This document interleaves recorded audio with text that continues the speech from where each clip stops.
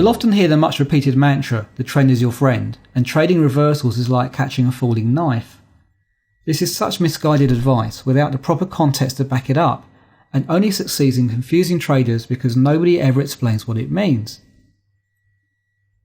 And here's a couple of choice quotes from well-known market masters to back this up. I believe the best money is made at the market turns.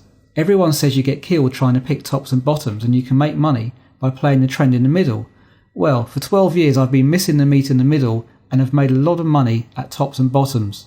And that's Paul Tudor Jones. And another famous quote from Jim Rogers. Maybe the trend is your friend for a few minutes in Chicago, but for the most part, it's rarely a way to get rich. In reality, the market moves from level to level or zone to zone. Using the supply and demand zones and support and resistance you have learnt about, you can map out the possible path that price may take.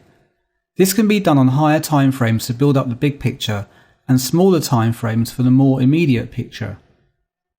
Bigger timeframe supply and demand zones, such as a daily timeframe, will set out the overall tone or bias for the lower timeframe moves. We want to be on the correct side of this bias. Also, being aware of where banks have spiked stop losses, as in the previous example, will give us a further heads up as to where price is likely to go.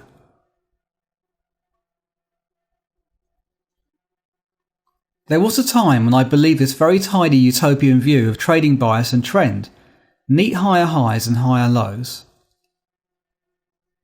a double top to signify the end of a trend, and lower lows and lower highs on the way down.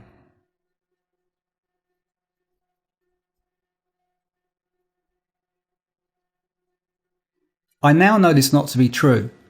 The market can pull in a double top or double bottom and still continue in the current direction.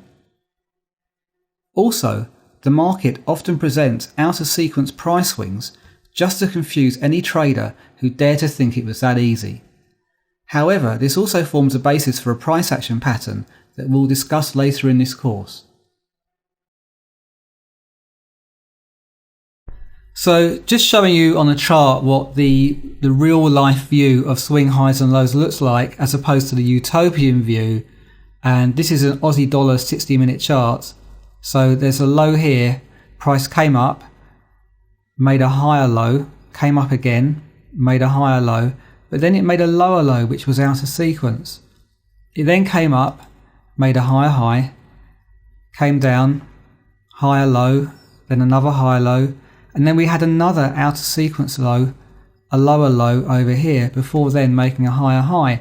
So you can see that it's not the utopian view that textbooks like to show, and this is how the market really looks.